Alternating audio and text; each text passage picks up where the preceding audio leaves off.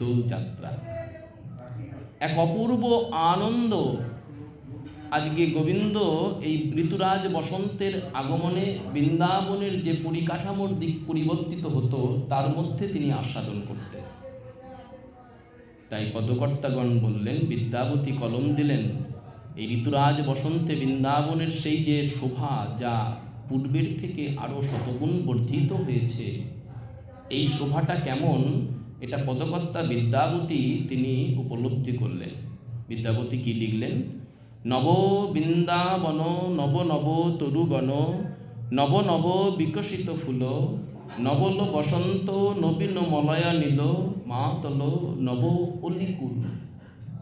বসন্তের আগমনে শাখায় শাখায় যে পুষ্পের সম্ভার, তার যে মধু, এই মধু আস্বাদন করার জন্য ভ্রমণেরা, অলিরা দিক দিগন্তে ছুটে যাচ্ছেন।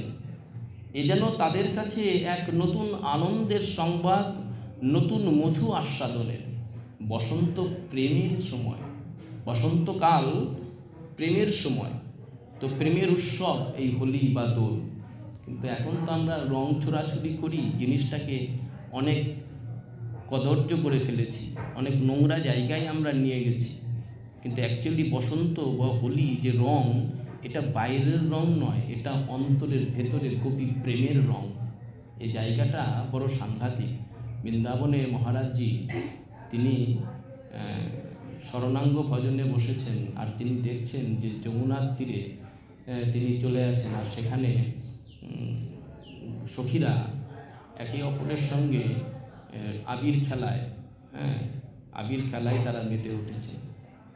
তো বাবাজি মহারাজ তিনি তো ওই ভজনে সেই জায়গায় পৌঁছে গেছেন।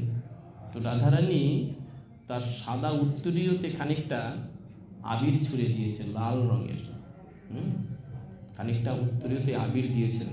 তো বাবাজি মহারাজ ওই যে আবিরটা দিয়েছেন, ওনার সমাধি ভেঙে গেছে। যখন সমাধি ভেঙেছে তখন উনি দেখেন উনি কিন্তু ওনার ভজন কুটিরেই আছে, আর ওনার সাদা রঙের উত্তরীয়টা লাল আবিরে লাল হয়ে গেছে। চিন্তা করা যায়, রংটা ভেতরে, রংটা বাইরের নয়। তো ভজনটা ভেতরের তত্ত্বের জায়গা। এই যে হোলি বা দোল উৎসব, এটা বাইরের রঙের নয়, এটা অন্তরের রং, এটা অনুরাগের রং।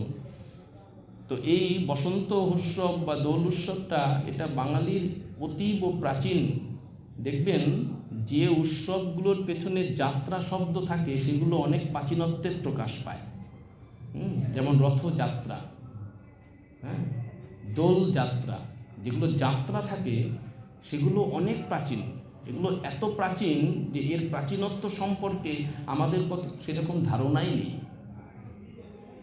কতদিনের পুরনো রথযাত্রা, কতদিনের পুরনো এই দোলযাত্রা বা হোলি উৎসব, এটা আমরা ঠিক ততটা দূর পর্যন্ত গিয়ে চিন্তা করতে পারি না এর প্রাচীনত্ব। তো হিন্দু সমাজ তো বটেই।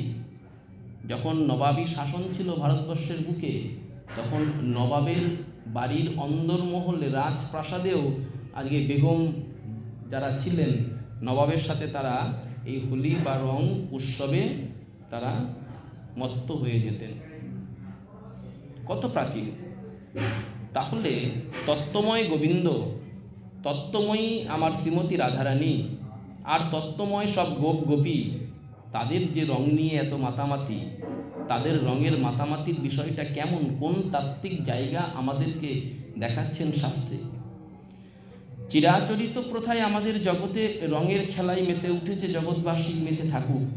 কিন্তু ভগবান শ্রী গোবিন্দ সুন্দর আজকে সমস্ত গোপ গোপীদের নিয়ে যে অনবদ্য এই হোলি বা দোল উৎসবে তিনি মত্ত হলেন, কোন দৃষ্টান্ত, কোন তত্ত্ব আমাদেরকে দেখাচ্ছেন। আমরা রাসোৎসবের কথা জানি। রাস কাকে বলে না? যেখানে নৃত্য কীর্তনাদি পরিবেশিত হবে। রাস নাম বহু নর্তকী যুক্ত নৃত্য বিশেষতম কিরাম। একটা বিশেষ ধরনের নৃত্য সেখানে অনুষ্ঠিত হবে, হলো তার নামই হচ্ছে রাস। রস নাম বহু নর্তকী যুক্ত, অনেক নর্তকী থাকবে, অনেক নায়িকা থাকবে, কিন্তু নায়ক থাকবে একজন।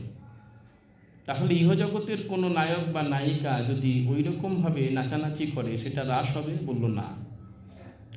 রাস যদি হতে হয় তো সেটা বৃন্দাবনেই হবে, আর সেখানে রসরাজ এবং মহাভাব থাকতে হবে।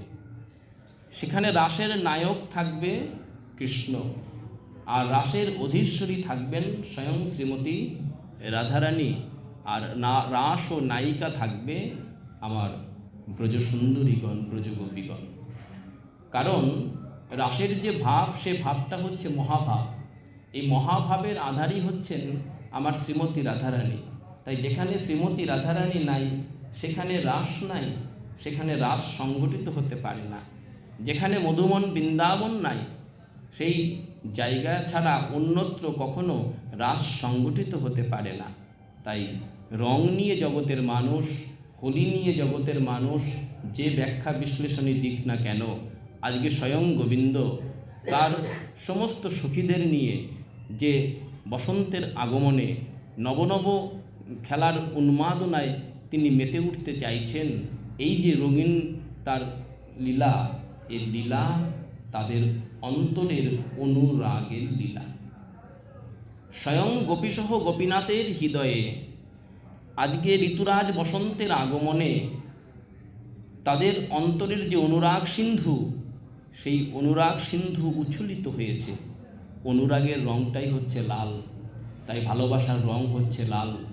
এর জন্য কাউকে ভালোবাসা নিবেদন করতে গেলে লাল গোলাপ দিয়ে নিবেদন করতে হয়, আমি তোমাকে ভালোবাসি। কেমন? অনুরাগের রংটাই হচ্ছে লাল।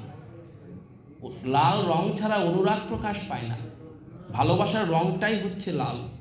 গোবিন্দের প্রতি গোপীদের যে ভালোবাসা, গোপীদের প্রতি গোবিন্দের যে ভালোবাসা, এই যে অনুরাগের ভালোবাসা, এই অনুরাগটা হচ্ছে তাদের হৃদয়ের সেই আনন্দ সিন্ধু, তাদের সেই অনুরাগ সিন্ধুর উচ্ছ্বলিত তরঙ্গ। যে তরঙ্গের আভা, জ্যোতি, দ্যুতি নানান রঙের রক্তিম আভার সঙ্গে সংমিশ্রিত হয়ে সেই বৃন্দাবনের বনাঞ্চলকে এক নব বসন্তের উন্মাদনায় মাতিয়ে দিয়েছেন। এর নাম হচ্ছে হোলি বা দোল উৎসব। সাধনার ভূমিতে জগতের জীব যদি সেই জায়গাটাকে অনুধাবন করতে পারে, তাহলেই তারা মুদ্রিত নয়নে গোবিন্দের সেই অপ্রাকৃত সেই বসন্ত লীলা, হোলি বা দোল উৎসব লীলা তারা দর্শন করতে পারবেন। তাতে তাদের বহিরঙ্গ রঞ্জিত হবে না, রঞ্জিত হবে তাদের অন্তরঙ্গ। কেন?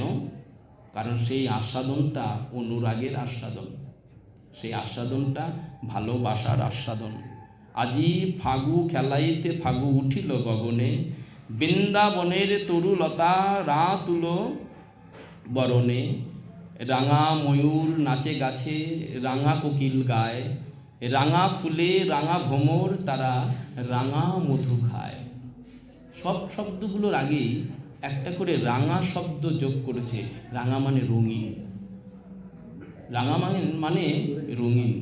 তো সেখান থেকেই তারা এই অনবদ্য রঙের বৈচিত্র্যময় যে উৎসব, এই উৎসবকে তারা হৃদয়ঙ্গম করে। সবথেকে আশ্চর্যের বিষয়, এই সময়টিকে, এই দিনটিকেই, এই পূর্ণিমা তিথিটাকেই আমার মহাপ্রভু তিনি তার আগমনের তিথি রূপে বেছে নিলেন, তাই না? দোল পূর্ণিমা বা গৌর পূর্ণিমা তিথি। কেন? মহাপ্রভু জগতের জীবকে এই অনুরাগে রঞ্জিত করতে এসেছিলেন, যে অনুরাগের নাম রাধা অনুরাগ। তাই তার আবির্ভাবের তিথি শুধু তার আবির্ভাব দিবস নয়, তার আবির্ভাবের তিথি অনুরাগের তিথি, ভালোবাসার তিথি, রাধা প্রেমের আবির্ভাবের তিথি। মহাপ্রভুর আবির্ভাবের তিথি শুধু মহাপ্রভুর জন্মদিন নয়, এখানে রাধা প্রেমের জন্মদিন, এটা রাধা অনুরাগের দিন, রাধা ভালোবাসার দিন। মহাপ্রভু তাই এই তিথিটাকে বেছে নিয়েছিলেন, এই রক্ত রাঙা অনুরাগের দিনটাকে তার আবির্ভাবের দিন হিসাবে। আমি যাব জগৎকে এইভাবেই রাধা প্রেমের রঙে রঞ্জিত করব। যে রং হৃদয়ের উচ্ছ্বাসের রং, যে রং হৃদয়ের ভালোবাসার রং, যে রং দিয়ে জগজ্জীব হৃদয়কে রাঙাবে, গোবিন্দকে রাঙাবে, রাধা রানীকে রাঙাবে, রাধা